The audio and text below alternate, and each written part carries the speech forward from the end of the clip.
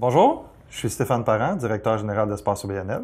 Espace OBNL, pour ceux qui ne le savent pas, c'est un endroit où on inspire, on regroupe et on informe les gestionnaires d'OBNL à travers la province.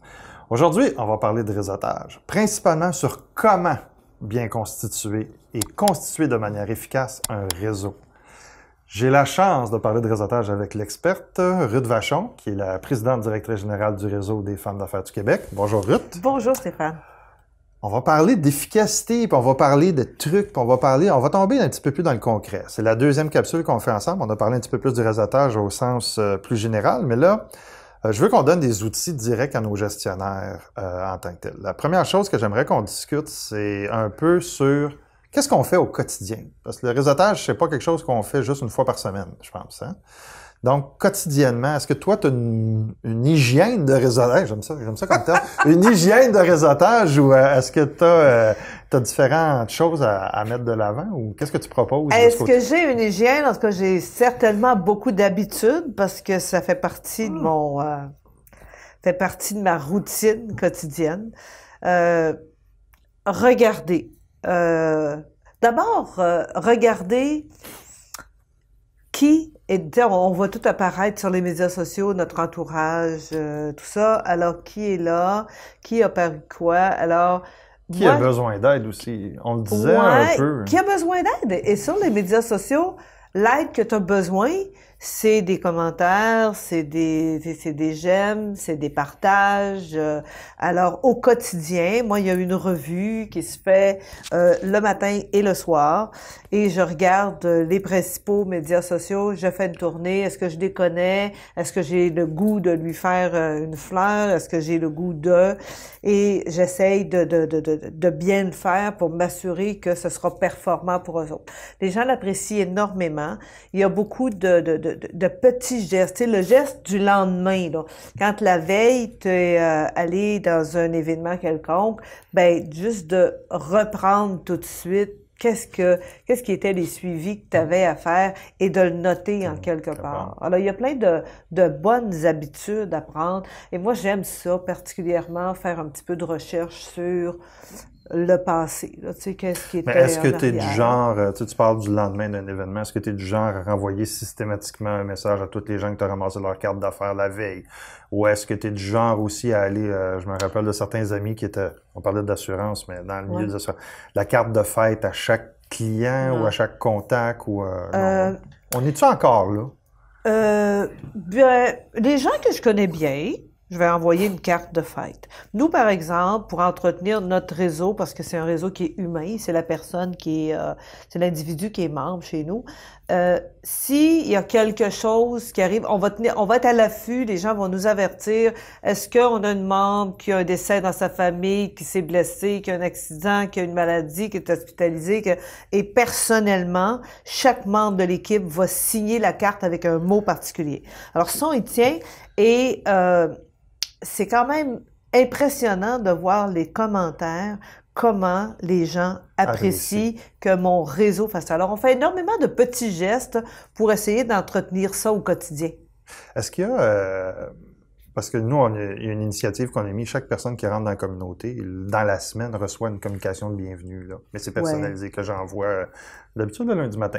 Si vous recevez des courriels le lundi matin, soyez pas surpris, je vous dis bonjour. Mais chez vous, le membre qui arrive, comment ça se fait la prise en charge par la suite? Parce que le membership, rentrer dans un réseau par la porte du membership, c'est une forme de réseautage aussi. C'est une forme, en tout cas, c'est la première étape. Nous, ce qu'on fait, c'est que depuis plusieurs mois, les gens vont entrer soit par le site, soit par de différents délégués ou de différentes façons. On va envoyer un courriel de bienvenue avec, maintenant il n'y a plus de numéro, mais un courriel de bienvenue en leur disant qu'on va communiquer avec eux prochainement. Il y a une personne attitrée qui, 2-3 semaines après l'adhésion de la personne, va entrer en communication avec pour voir quels étaient ses besoins. Pourquoi elle entrait un membre? Qu'est-ce qu'elle voulait? Parce qu'on a différents services. Alors, pour s'assurer que cette personne-là est bien dirigée à travers les services qu'on a, alors on va l'orienter à la bonne personne. On va voir dépendamment des régions. On va communiquer avec la présidente de la région pour s'assurer qu'elle est bien accueillie quand elle va aller dans un premier événement, et ainsi de suite. Je t'amène là Parce qu'en même temps, ça me permet d'amener un des sujets assez majeurs quand on parle de réseautage, c'est la personne qui connaît personne. Ouais. Fait que avec le processus dont tu me parles, si la personne est accueillie par le président de la région, ainsi de suite, ça lui donne un premier contact, ça fait une introduction, ça fait, on appelle ça souvent le brise-glace, là. C'est ta respiration. Mais le cas classique, c'est, je connais pas un chat. Bon, Ouais. partons de là, puis comment... Et ça, là, quand tu le transposes au niveau du sentiment, c'est pas beau en dedans. surtout l'anxiété que ça peut créer. Je dirais que de base, une femme est moins à l'aise dans une salle de réseautage. Tu sais, un homme, souvent, tu vas voir, tu sais, ça arrive, ça reste pas ça. La femme t'attend le signal. Alors, nous, c'est un réseau que j'appelle un réseau d'accueil. Alors, c'est certain que tu vois quelqu'un qui connaît personne, tu vas ouvrir les bras. On va montrer quand est-ce que c'est le temps d'aller, quand est-ce d'aller dans un groupe, quand est-ce que c'est le temps de ne pas y aller.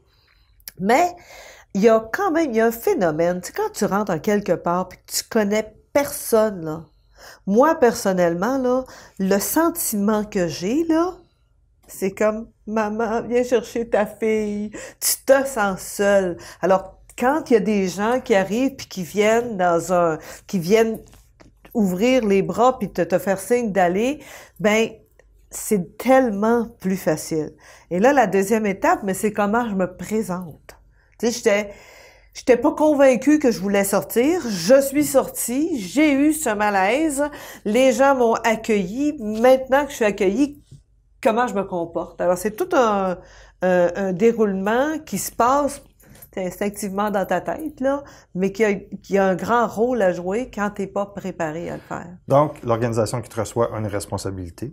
Oui. Comme individu, comment tu te prépares à te pointer dans la fosse aux lionnes? Qu'est-ce que je veux? Est-ce que j'y vais avec une ouverture? Est-ce que j'y vais pour apprendre? Est-ce que j'y vais par obligation ou parce que j'y vais par obligation? Est-ce que j'y vais pour manger? Est-ce que j'y vais pour rencontrer des gens? Si oui, je voudrais en rencontrer combien? Je voudrais passer combien de temps avec les gens? Est-ce que j'ai le goût d'entreprendre une grande conversation avec quelqu'un ou Alors, c'est sûr que c'est un réflexe un peu naturel, hein, les premières fois que tu te fais les armes. Ben, si t'as quelqu'un qui est de conversation intéressante, tu vas avoir tendance à ne pas bouger, tu sais. Alors, tu sais, t'as toutes sortes de petits réflexes du réseauteur à développer. Là, tu vas jaser avec quelqu'un, mais tu vas quand même avoir un œil furteur pour voir qu'est-ce qui se passe autour. Et dépendamment des objectifs que tu donnes, mais c'est important de se donner des objectifs pour savoir à la fin de la soirée, est-ce que ça valait la peine? Est-ce que j'ai récolté ce que j'étais venu semer ou est-ce que j'ai semé ce que j'étais parti pour, avec l'intention? Mais c'est important de se faire des objectifs et de se préparer en conséquence. Hein? Là, on parle de réseautage, disons-le, léger. Ouais. J'aimerais ça qu'on parle de réseautage plus lourd, donc des personnes qui s'impliquent. Siéger sur un conseil d'administration, pour beaucoup, c'est une forme de réseautage. Ouais. OK? Chez vous, il y a des gens qui viennent de manière temporaire, mais dans les régions principalement, tu as des organisations au niveau de l'implication qui est une implication forte. Je vois des cas types où tu as des fois, on parle de femmes, mais tu as des gens qui sont autour de la table, mais qui sont là avec des agendas qui sont souvent pas toujours des agendas. J'aimerais ça t'en parler, on en parle un petit peu des motivations réelles ou des motivations déguisées que les gens peuvent avoir dans un réseautage qui, des fois, peut être de bonne foi, mais d'autres fois est déguisé aussi. Honnêtement, je trouve qu'ils sont perdants parce qu'on commence à les déceler pas mal. Tu sais, ces gens-là qui viennent, qui guettent le contrat à tout prix, qui guettent et surtout, nous autres au réseau particulièrement, moi je le dis souvent, si tu viens pour ton chapeau à toi, je suis pas sûre que tu vas être gagnante. Parce que c'est en ouvrant puis en portant le chapeau de tout que tu vas voir qu'il va retomber bien plus dans ton assiette. Tu sais, ces gens-là que tu appelles les gens qui viennent pour prendre et prendre, là, les preneurs. Ouais, on les reconnaît. Puis moi, écoute, c'est sûr que il y a un enjeu, hein, parce que plus ton carnet d'adresses se remplit, plus ton entourage se remplit aussi, hein. Et ton entourage se remplit justement avec des cas comme ça parfois. Alors, moi, systématiquement, 2 fois par année, je fais le ménage de mes relations. Parce que les gens qui sont autour de toi avec un conflit d'intérêts, moi, c'est un organisme à but non lucratif. Je porte le chapeau des femmes. Je ne suis même pas sectorisée. On a les femmes, nous, autant des généralistes, des professionnels, des femmes entrepreneurs, des travailleurs autonomes.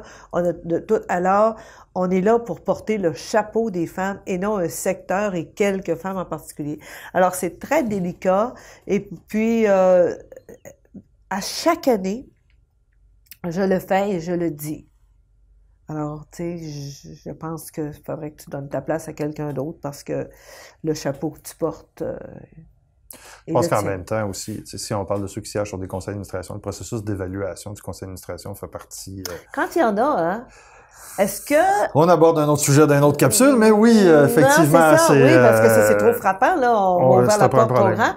Ouais, c'est ça, quand on le fait. Tu sais, je veux dire, tu as quand même beaucoup de conseils d'administration qui ne s'auto-évaluent pas, non. Il n'y a pas d'auto-évaluation, puis je pense que c'est ultra important. Oui, tout à fait. Alors, oui, autour des conseils, qui est autour de la table, c'est une forme de réseautage. C'est une forme de réseautage. Et tu as des gens, que tu vois qui viennent carrément pour paraître, pour prendre, et tu en as qui sont extrêmement généreux. Aussi. Alors, nous, tu sais, on est tous humains, hein, et on le dit, quand un siège se libère, souvent on va dire, ben, le critère, c'est que ce serait le fait que la personne soit généreuse puis qu'elle vienne pour la cause et non pour sa cause. Exactement. Ce qui m'amène à glisser sur un autre sujet qui est très parallèle. OBNL veut dire souvent qu'on est dans un mode où on demande.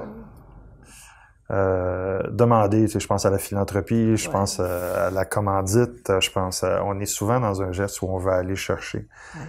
Comment on résiste au fait de tout le temps être en mode demande et ou plutôt d'être dans un mode vraiment souvent de donner, mais aussi d'établir des relations sur d'autres bases de « j'ai besoin de toi ».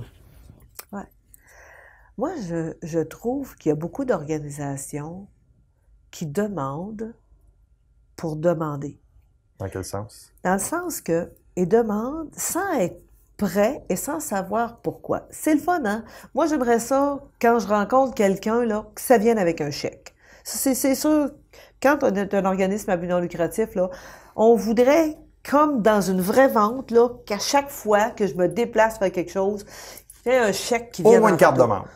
Au moins une carte de membre. Mais on s'entend que ce n'est pas le cas. Alors, c'est important de bien comprendre son organisation. Qu'est-ce que je veux pour mon organisation et qu'est-ce que mon organisation peut apporter à cette organisation-là? Parce que demander, c'est une forme de réseautage. Puis moi, je suis pas de celle qui aime demander la première fois. J'ai même des fois où les gens sont tellement habitués de voir des institutions financières, par exemple, sont tellement habitués de voir les gens demander que des fois, ils vont me dire Ruth, parce que 45 minutes, juste 1 heure, ça fait que ce serait le fun que tu nous fasses ta demande tout de suite. J'ai dit, mais qui c'est qui vous a dit que j'avais une demande? Parce que moi, j'ai pas de demande. Ma demande, c'était qu'on se rencontre, qu'on crée un lien, qu'on valide nos intérêts. Si on a des intérêts communs, comment on peut aller plus loin? C'est quoi le tien? C'est quoi ton win? Ça va être quoi le mien? Puis comment on va exploiter ça? Puis oui, à la fin, ça va venir avec un chèque. C'est vraiment... Tu décris vraiment une question de relationnel. Oui. Et non pas de transact. Parce que c'est une façon de voir le réseautage chez beaucoup de personnes. Il y en a qui voient le réseautage comme étant transactionnel. Étant dit... Puis je pense à certaines structures de réseautage. Tu sais, BNI, par exemple, pour pas le nommer... C'est un type de réseautage qui a une bonne fonction, mais c'est très transactionnel et non pas relationnel. Tout à fait, tout à fait. Et ça, c'est justement un malaise féminin. Tu sais, je veux dire, des réseaux comme BNI, ça a sa place, c'est super. Si c'est ce que tu as le goût de développer comme relation / transaction. Nous, c'est dans le sens... Très B2C aussi, il faut être clair. Oui. Ça vient dans l'équation. Oui. Nous, c'est très... humain, parce que nous, c'est la création de relations autant humaines que financières. Puis moi, je pense que j'ai jamais le réflexe d'aller demander un chèque, en particulier à quelqu'un, surtout quand t'es une organisation, sans m'assurer que ce qu'on va faire ensemble, ça va lui rapporter autant que moi. Tu sais, puis la relation ou la responsabilité est des deux côtés. Tu sais, moi, quand les gens me demandent, là, oui, mais Ruth, si je te signe un chèque, qu'est-ce que ça va me donner? Ben, moi, je réponds, je le sais pas. Je le sais pas. Moi, si tu m'enseignes un chèque, je sais ce que ça va me donner, puis je peux te le dire. Mais toi, si tu me dis pas, qu'est-ce que tu veux, ouais. c'est ça, ce que tu veux. Comment moi je peux le savoir? Alors c'est pour ça que je dis, c'est pas une relation qui s'établit en une fois. Je te connais, je m'adapte à toi, je crée ce lien, on est intéressé d'aller plus loin. Et ça se peut que pour une même organisation, j'ai pas de fit avec la personne qui est en avant de moi. Moi, je n'ai pas de fit, je n'ai pas de plaisir, parce que je trouve qu'une relation comme ça se bâtit en développant un jour à la fois. Quand les gens, on s'assoit en fin d'année, puis qu'on fait, tu sais, tout le monde à la fin de l'année, quand c'est le temps de renouveler, on est, quand on a fait le chèque, plus critique de... Ouais, des fois, quand ils me disent, Ruth, je suis pas sûre que ça m'a donné ce que je voulais. Je les regarde, puis je dis, t'as raison, je comprends. J'aurais aimé ça que tu me le dises, ce que tu voulais. Parce que moi, mettre ton logo en quelque part, c'est pas le rêve de ma vie. Je pense plus qu'on est là en 2020. Alors, tu sais, c'est comment on établit... Gestion d'attente. Oui. Et quand tu crois à ton organisation, quand tu prouves avant de demander le bénéfice que tu apportes à cette organisation-là, ben je trouve que souvent les rôles sont inversés, puis c'est eux qui viennent te voir en disant « Hey, quand on va renouveler l'année prochaine, si je faisais ça de plus, penses-tu qu'on pourrait faire ça? » Alors, ça devient un jeu où on se passe la balle l'un l'autre. As-tu l'impression, puis la discussion de « As-tu l'impression que je te livre ce que tu as demandé? » Ça se pose en milieu d'année. Est-ce que tu es content? Ça va comme ça? Moi, je pourrais faire ça. Ou tu sais, on est tellement souvent dans le mode je demande, j'attends, puis je vais essayer d'y en donner le moins possible parce qu'il va m'en rester le plus possible. Je pourrais changer plus cher l'année prochaine. C'est ça. Mais moi, ça, là, c'est tellement loin d'une approche que je préconise. C'est tellement pas ça. Tu sais, j'aime ça, moi, m'asseoir. Puis encore ce matin, je l'ai fait avec un grand partenaire majeur. Écoute, tu me donnes beaucoup, je l'apprécie énormément. Comment je peux faire bénéficier mes membres encore plus de tout ce que tu fais puis qu'on sait pas? Mais ça, là, je trouve que c'est une relation où on y gagne tous les deux. Exactement. Fait que quand ils font, comme en 2020, de l'épuration de partenariat, c'est rarement toi qui va être la première top of the list à sortir dehors. Exactement. Je vais t'amener dans un sujet peut-être un petit peu plus délicat. Qui parle de relationnel parle aussi souvent de... Je pense entre autres aux plateformes électroniques où beaucoup de femmes reçoivent encore des approches qui sont plus des approches de mauvaise séduction, mais qui, dans un contexte professionnel, peuvent mettre mal à l'aise ou peuvent... Comment on répond à des avances sur LinkedIn, sur Facebook, de manière à ce que ça affecte pas notre réseau professionnel? Parce que c'est principalement un problème féminin, on s'entend. Je dis pas que c'est juste aux femmes, là, mais c'est principalement un problème féminin. Est-ce qu'on parle de, par exemple, il y a deux situations où c'est un peu différent. Tu vas avoir un cas où je vais poster quelque chose comme présidente d'une organisation qui ne fait pas l'affaire de tout le monde. Et là, je vais recevoir un commentaire. Des commentaires très désobligeants. Désagréable à mon endroit. Et honnêtement, je dis ça, mais ça m'est jamais arrivé. Mais on en a vu. Oui, on a vu, puis on en voit régulièrement. Moi, ce que je trouve, c'est que le commentaire est déplacé et je pense qu'on ne répond pas à un commentaire déplacé par un autre commentaire déplacé.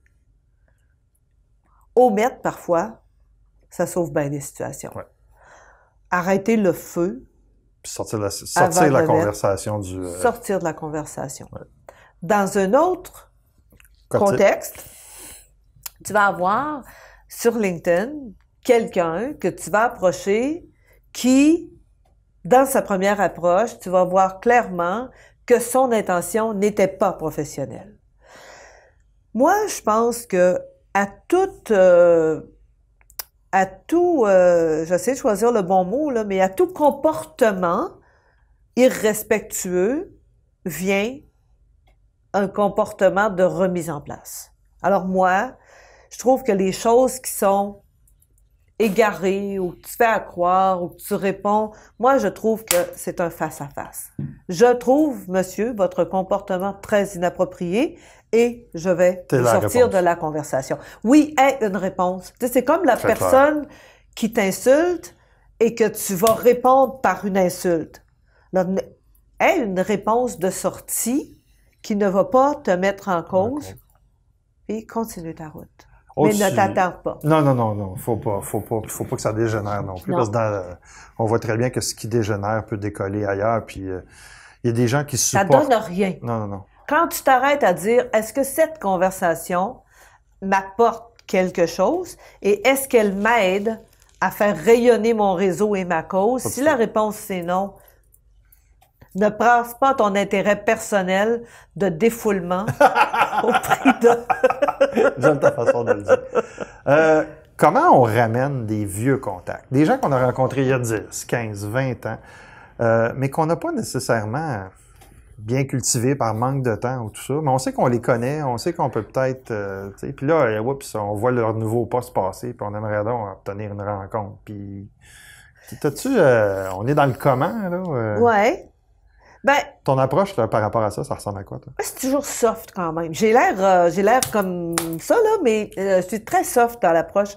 Je n'ai pas de malaise à retourner parce que moi, j'ai très peu de mauvaises relations ou de gens que j'ai laissés sur une mauvaise entente.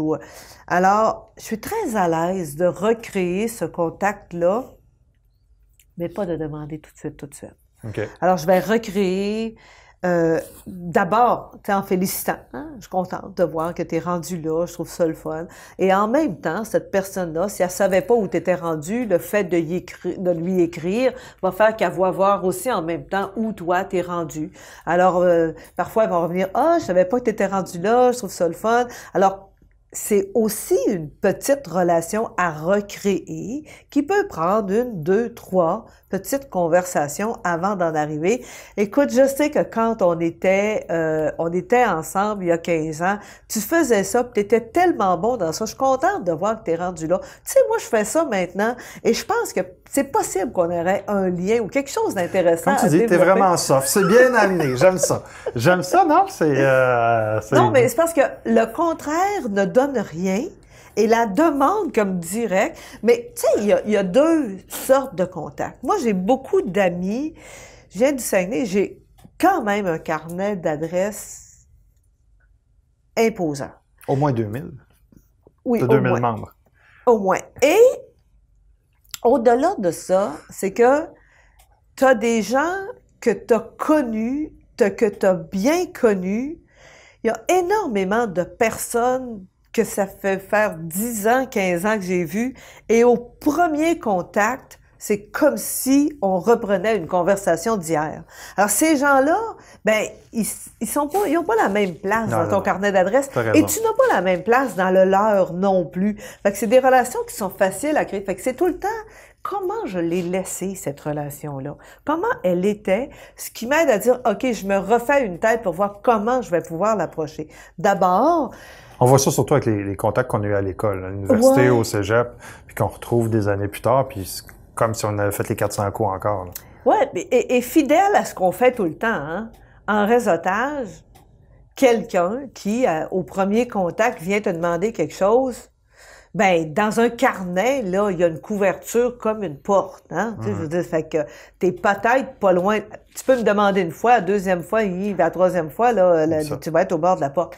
Mais ce que je veux dire, c'est que c'est quand même le même fondement, la même méthode. C'est que cette personne-là, par exemple, qui vient d'avoir une promotion et que tu penses que tu aurais vraiment quelque chose à faire avec, c'est que dans ton premier contact, je sais que tu viens d'avoir une nouvelle promotion, je suis très content, écoute, je fais telle affaire, si tu as l'impression que je peux t'aider en quelque chose, sois bien à l'aise, ça va vraiment me faire plaisir. Alors, on est dans l'offre. On est dans l'offre. On est dans D'accord. l'offre. Parce que quand t'offres, là, tu peux pas faire autrement que de réussir. Mais dans l'offre, là, il y a une espèce d'enjeu que je vois souvent. C'est que quand tu offres en attendant quelque chose en retour, c'est bien mortel parce que moi, je dis, oui, tu peux offrir en attendant quelque chose en retour. Fais juste pas t'imaginer que le retour va venir de la même personne. Mais fais juste reconnaître que quand ça vient de quelqu'un d'autre, c'était aussi quelqu'un qui est venu vers toi pour te donner quelque chose. Alors, le réseautage, c'est un cercle, mais c'est pas un... Non, c'est pas linéaire. C'est pas linéaire. Non, puis, alors, ça tourne. Quand tu rajoutes la couche de bouche à oreille aussi. Tout à fait. Qui est importante. En conclusion, tu es au cœur d'un écosystème de réseautage. Donc, tu vois des athlètes olympiques du réseautage. Ce serait quoi les 2-3 choses que tu as vues et tu as fait ça, là? Faut que je partage ça. J'ai vu des filles faire ça, là, puis là, ça, là, c'est... Ouais. Ah. Ouais, s'il y en a d'un ou deux, là... J'ai une amie qui est au réseau, qui est une femme extraordinaire, parce qu'on sait que les femmes, des fois, on a une drôle de tendance. On sort pas, on se donne pas le luxe de sortir souvent. Alors, on veut placer notre produit. Et il n'y a rien de pire que quand tu rencontres quelqu'un la première fois, que de te faire lancer comme ça, là. Moi, je fais ça. OK. Tu sais. Et elle a une habitude et une routine qui est extraordinaire. Elle commence toujours par faire un compliment. Et quand c'est une femme, qui complimente 99% du temps, elle va ouvrir une conversation avec quelqu'un qu'elle ne connaît pas, c'est sa spécialité, en disant « Ah, madame, vous avez tellement des beaux souliers. » Et là, plan, c'est parti. J'aime ça. Merci, Ruth. Ce fut un plaisir. Je vais regarder les souliers maintenant. J'ai plus le choix. J'espère que vous avez apprécié. Je vous souhaite une bonne fin de journée et à la prochaine.